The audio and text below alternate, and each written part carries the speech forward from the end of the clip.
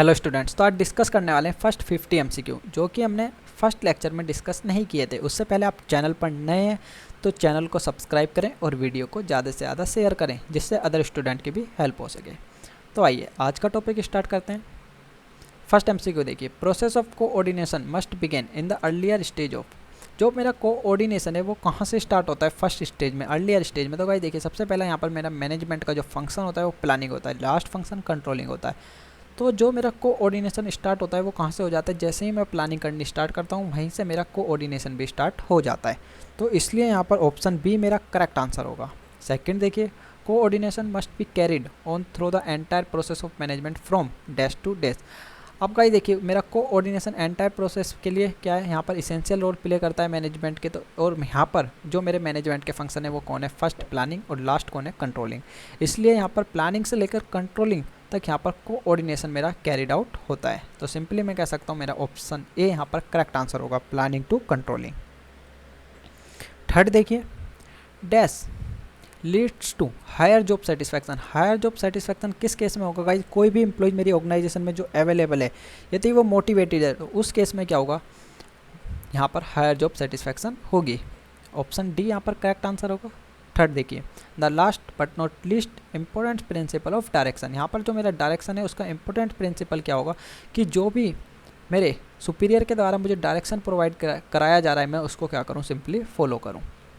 Option B यहाँ पर correct answer होगा कि जो भी डायरेक्शन मुझे रिसीव हुआ है मुझे उसको क्या करना है? यहाँ पर फॉलो करना है।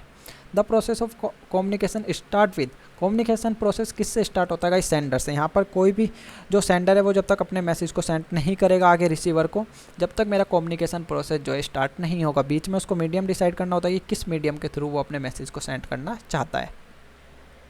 आइए सिक्स देखिए, dash involve the selection of language in which the message is to be given. यहाँ पर जो भी सेंडर है गाइस उसको क्या करना पड़ता है? एक लैंग्वेज सिलेक्ट करनी पड़ती है जिस भी लैंग्वेज में वो अपने मैसेज को फर्दर आगे यहाँ पर सेंड करना चाहता है। उसको क्या कहते हैं? हम इनकोडिंग कहते हैं। इनकोडिंग यहाँ पर मेरा एक प्रोसेस होता है कि लैंग्वेज को सिलेक्ट करना है किसके द्वारा? सेंडर्स के द्वारा। सेवंथ देखिए, which is said to be the carrier of message send by a person to another's. अब गाइस देखिए, यहाँ पर जिसके द्वारा एक मैसेज को दूसरे पर्सन के पास सेंड किया जा रहा है, एक पर्सन से दूसरे पर्सन के पास किसी भी मैसेज को, वो मेरा क्या कहलाता है? मीडियम। ऑप्शन यहाँ पर एक करेक्ट आंसर होगा गाइस। मुझे यदि मैं यहाँ पर व्हाट्सअप के थ्रू किसी को भी मैसेज भेज रहा हूँ तो वो मेरा क्या होगा? व्हाट्सअप मीडियम होगा। फेसबुक के थ्रू भेज रहा हूँ तो यहाँ पर मीडियम क्या होगा? फेसबुक होगा। आइए 8 देखिए, which is inherent the managerial job and embodied in all function of management. आपका ये देखिए, यहाँ पर क्या इनहेरेंट है? किसके लिए? मैनेजरियल जॉब के लिए। और एम्बॉडीड है कौन होगा? यहाँ पर कोऑर्डिनेशन। जब तक कोऑर्डिनेशन मेरे पास अवेलेबल नहीं होगा मैं प्रॉपर वे में जो भी मेरे मैनेजमेंट के फंक्शन है मैं उनको प्रॉपर वे में रन नहीं कर पाऊँगा। क्योंकि मैंने आपको बताया था यहाँ पर हमारे पास कुछ डिपार्टमेंट्स अवेलेबल होते हैं जैसे परचेज, प्रोडक्शन, सेल्स, या मैं कह सकता हूँ मार्केटिंग डिपार्टमेंट। जब तक इन सब में कोऑर्डिनेशन नहीं होगा हम प्रॉपर वे में मैनेज को कंडक्ट नहीं कर पाएंगे, किसी भी चीज़ को मैनेज नहीं कर पाएंगे और ना ही हम अपने गोल्स को इफ़िशेंटली और इफेक्टिवली अचीव कर पाएंगे। आइए 9th देखिए, dash involves interpretation of message by the receiver who will give the meaning to the words, body language etcetera. यहाँ पर गाइस देखिए, जिसको मैसेज रिसीव हुआ है वो उसको इंटरप्रेट कर रहा है। किसको? जो भी वहाँ पर वर्ड्स मेंशन है या कह सकते हैं जो भी बॉडी लैंग्वेज के थ्रू मैसेज उसको प्रोवाइड्स हुआ है उसको इंटरप्रेट करने की कोशिश कर रहा है। ये प्रोसेस मेरा क्या कहलाता है? डिकोडिंग। एनकोडिंग भी मैंने आपको बता दिया कि जो यहाँ पर सेंडर है वो उसको किस लैंग्वेज में मैसेज सेंड करना है वहाँ पर उसको सिलेक्ट कर रहा है, वो सब क्या कहलाता है यहाँ पर? इनकोडिंग। मीडियम भी मैं आपको क्लियर कर चुका हूँ। मीडियम क्या है? यहाँ पर जिसके थ्रू भी हम मैसेज भेज रहे हैं वो मेरा मीडियम होता है। फीडबैक, आप गाइस देखिए यहाँ पर जो सेंडर है वो रिसीवर से जो है यहाँ पर फीडबैक ले रहा है कि जो मैंने आपको मैसेज भेजा था वो आपको प्रॉपर वे में रिसीव हुआ है या नहीं हुआ, और उसको आप प्रॉपर वे में अंडरस्टैंड कर पाए या नहीं कर पाए, वही मेरा क्या कहलाता है? फीडबैक। आइए 10th देखिए, effective communication is always. Effective communication हम किसको कह सकते हैं गाइस? इफेक्टिव कम्युनिकेशन है जब मेरे पास यहाँ पर एक रिसीवर है एक सेंडर है। अब गाइस देखिए, जैसे ही सेंडर ने यहाँ पर कोई भी मैसेज भेजा है और रिसीवर को रिसीव भी हो गया, लेकिन जब तक रिसीवर उसको क्लियरली अंडरस्टैंड नहीं कर लेता जब तक वहाँ पर इफेक्टिव कम्युनिकेशन नहीं होगी। तो इसलिए कह रहा है कि रिसीवर ओरिएंटेड होनी चाहिए कि रिसीवर उसको प्रॉपर वे में अंडरस्टैंड कर ले और प्रॉपर वे में रिसीव कर ले, वही मेरी क्या कहलाती है? Effective communication. भाई देखिए फीडबैक में भी डायरेक्ट भी हो सकता है फीडबैक मेरा और इनडायरेक्ट भी हो सकता है, तो दोनों में से कुछ भी हो सकते हैं, इसलिए ऑप्शन सी यहाँ पर करेक्ट आंसर है। बोथ नहीं होंगे गाइस, क्योंकि डायरेक्ट होगा तो इनडायरेक्ट नहीं होगा, इनडायरेक्ट होगा तो डायरेक्ट नहीं होगा, दोनों में से कोई एक होगा, या डायरेक्ट या इनडायरेक्ट। देखिए 12th oral communication includes, oral communication में हम कह सकते हैं गाइस देखिए फेस टू फेस टॉक हो रही है, वो भी क्या है मेरी ओरल कम्युनिकेशन है, या फॉर्मल ग्रुप डिस्कशन हो रहा है, वो भी मेरी क्या है गाइस देखिए यहाँ पर ओरल कम्युनिकेशन है। ग्रिप विन है गाइस, वो भी मेरी क्या है यहाँ पर एक ओरल कम्युनिकेशन है, तो इसलिए ऑल द अबव ऑप्शन होगा इसका करेक्ट आंसर।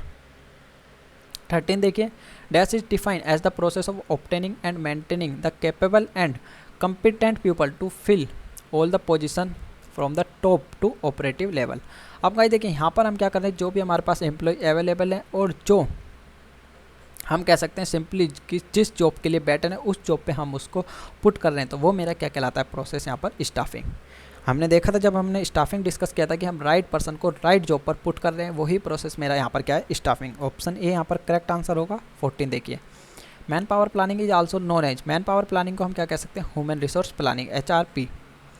क्योंकि गाइस देखिए मैन पावर प्लानिंग में क्या होता है कि हमारी ऑर्गेनाइजेशन में कितने एम्प्लॉयज़ की रिक्वायरमेंट है किसी भी वर्क को कंप्लीट करने के लिए, वही मेरी क्या कहलाती है मैन पावर प्लानिंग।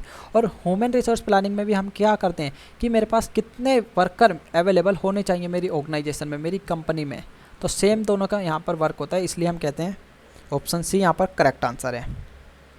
15 देखिए selection is the process of rejection and hence it is to B.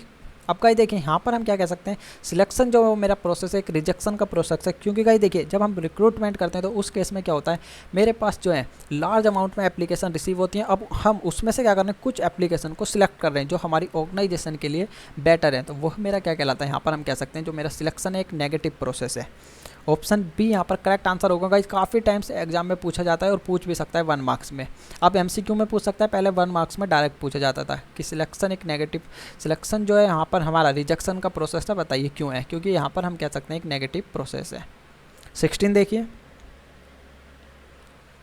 Which of the following are the method of job training. अब भाई देखिए यहाँ पर ऑफ जॉब ट्रेनिंग के यहाँ पर किसको मैं कह सकता हूँ रोल प्ले या केस स्टडी लेक्चर क्लासरूम।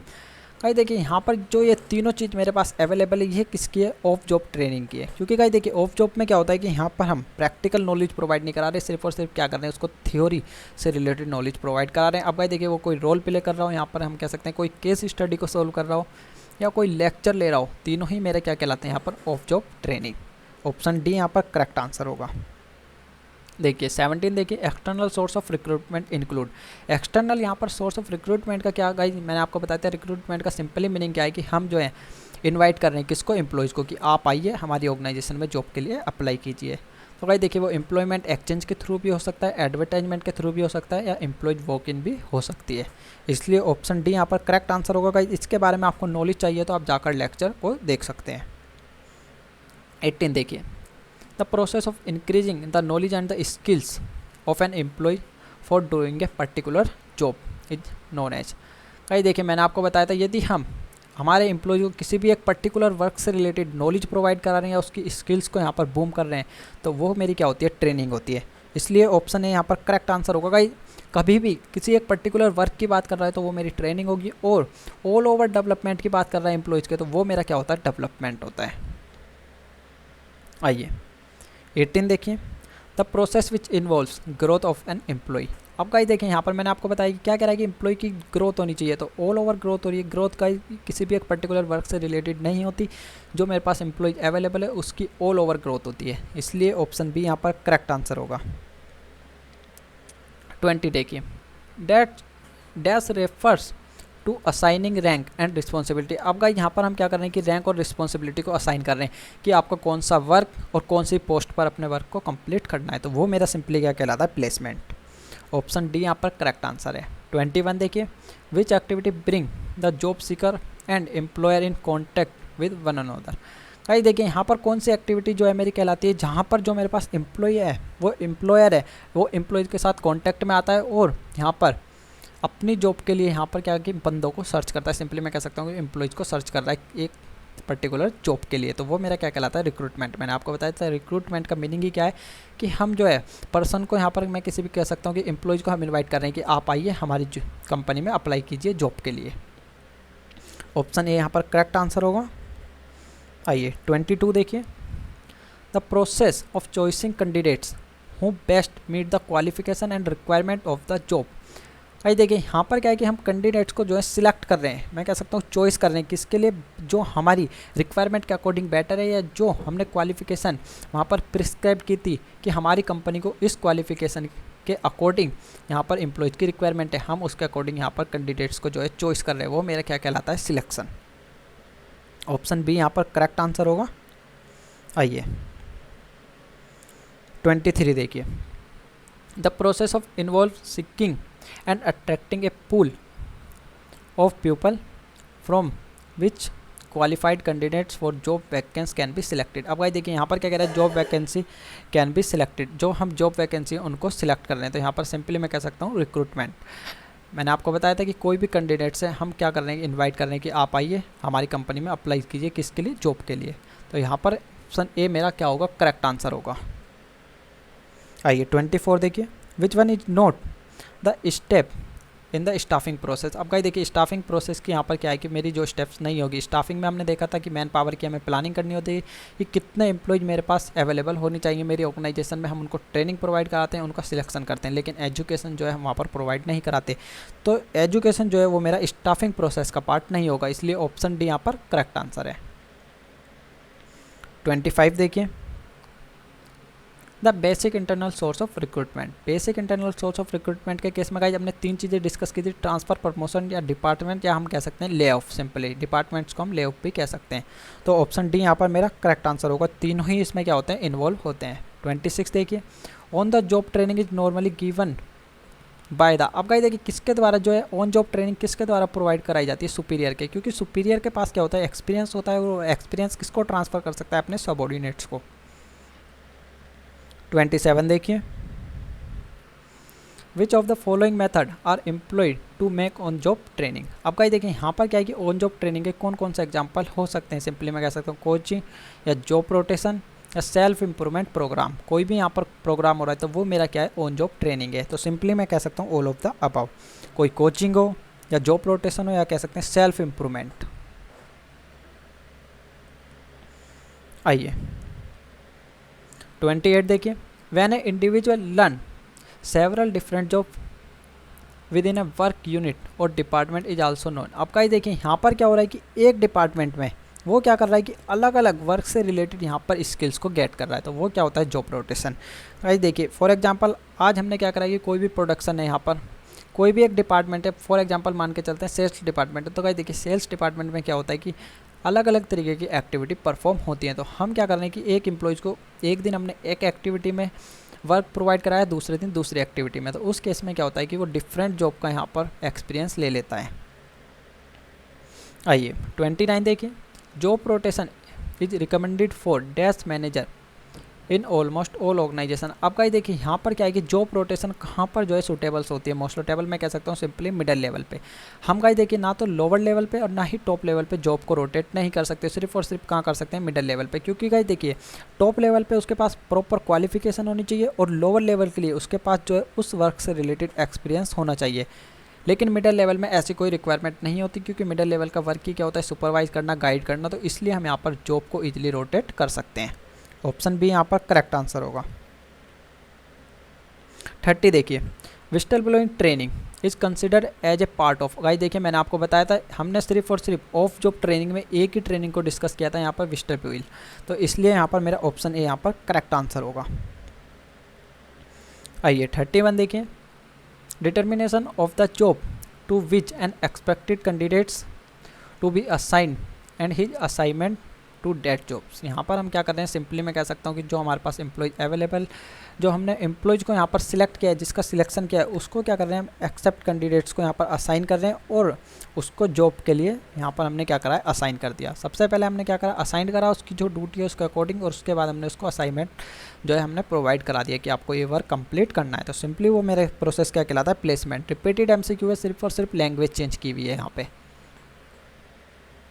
32 देखिए, 32 में क्या कह रहा है, the process that involves introduction of new employees to the enterprise. यहाँ पे गाइस देखिए ओरिएंटेशन हमने डिस्कस किया था कि यहाँ पर हम जो है न्यू एम्प्लॉय जो हमारे पास अवेलेबल है हम उसको इंट्रोड्यूस करा लें किससे, हमारी ऑर्गेनाइजेशन में, कि आपका कौन बॉस है, आपका कौन सुपीरियर है, कौन सबऑर्डिनेट्स है, किसको आपको यहाँ से कम्युनिकेट करना है, किससे कम्युनिकेट नहीं करना है, ये सब चीज़ें हम उसको प्रोवाइड करा देते किस में, ओरिएंटेशन में।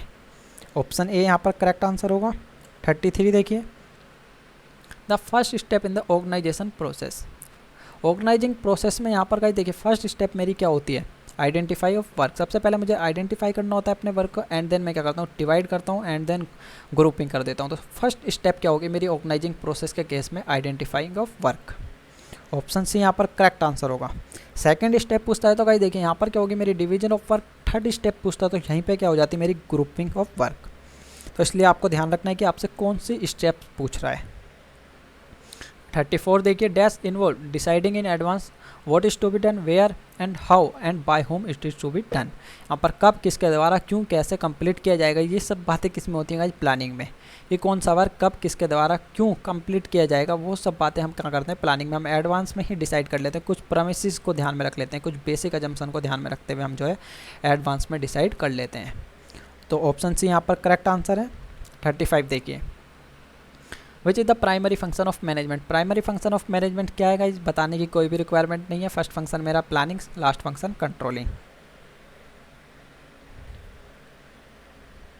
आइए 37 देखिए गाइस, देखिए अब आया यहाँ पे प्रेमिसेस से रिलेटेड जो है, मैंने आपको बताया था कि कुछ हम बेसिक अजम्पशन को क्या करते हैं ध्यान में रखते हुए, हम प्लानिंग जब करते हैं कुछ बेसिक अजम्पशन को ध्यान में रखते हुए करते हैं। देखिए 37, the premises which can be controlled by the management are known as. अब गाइस देखिए जो प्रेमिसेस को हम कंट्रोल कर सकते हैं, प्रेमिसेस का मीनिंग क्या है, कुछ बेसिक अजम्पशन जो हमें ध्यान में रखते हुए हम आज ही डिसाइड कर रहे हैं कि हम अपने गोल्स को इस तरह अचीव करेंगे।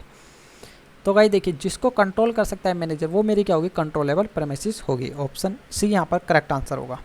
गाइस देखिए, the premises on which management has some control is known as. अब गाइस देखिए यहाँ पर कुछ कंट्रोल है तो सिंपली मैं कह सकता हूँ सेमी कंट्रोलेबल है।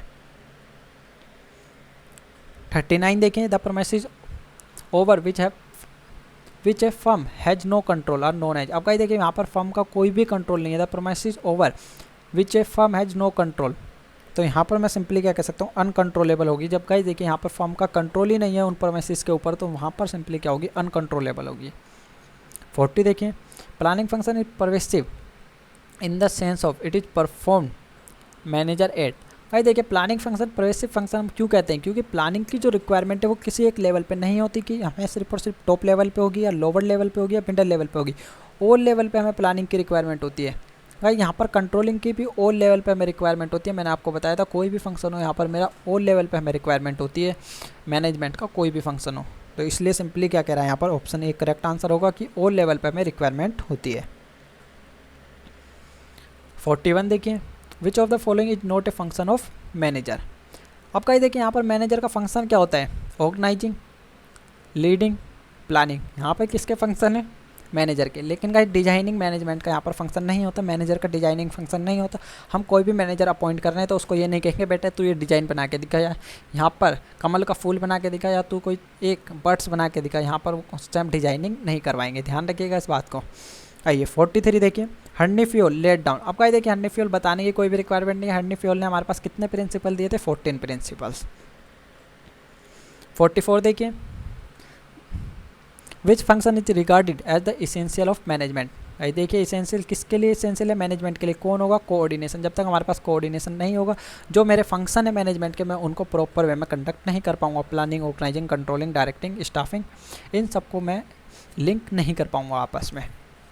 45 देखिए, spread D crops means. Spread D crops का ही देखिए हमने यहाँ पर जब 14 प्रिंसिपल डिस्कस किए थे फ्यूल के, मैंने आपको बताया था स्क्रिप्ट डी क्रॉप्स का मीन्स क्या है कि जो मेरे पास मैनेजर अवेलेबल है उसको यहाँ पर क्या करना चाहिए कि टीम स्पिरिट्स को मोटिवेट करना चाहिए कि जो हमारे पास एम्प्लॉय अवेलेबल है वो एक टीम स्पिरिट्स में अपने वर्क को कंप्लीट करें। तो सिंपली मैं क्या कह सकता हूँ, यूनियन इज स्ट्रेंथ।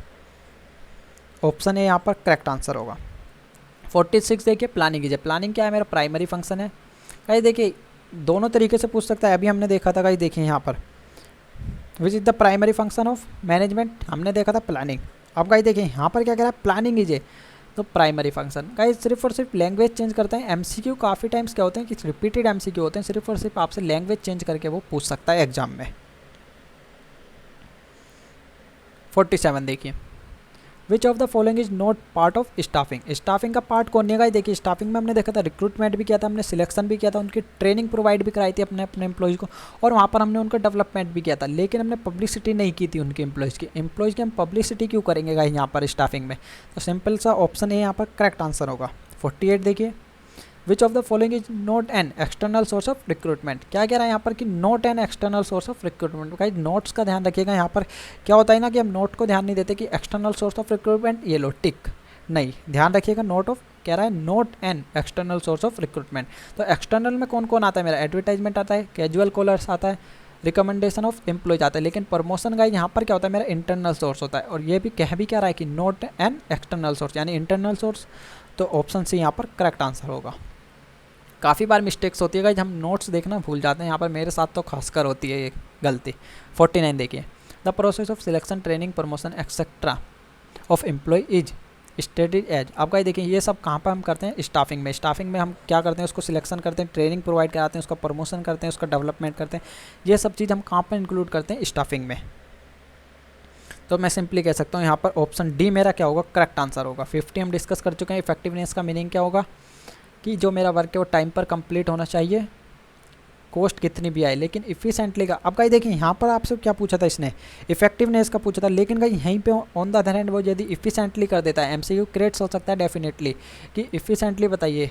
तो इफिशेंटली का मीनिंग यहाँ पर क्या होता है कि जो मेरा वर्क है वो मिनिमम कॉस्ट पर कंप्लीट होना चाहिए, उसमें टाइम कितना भी लग जाए।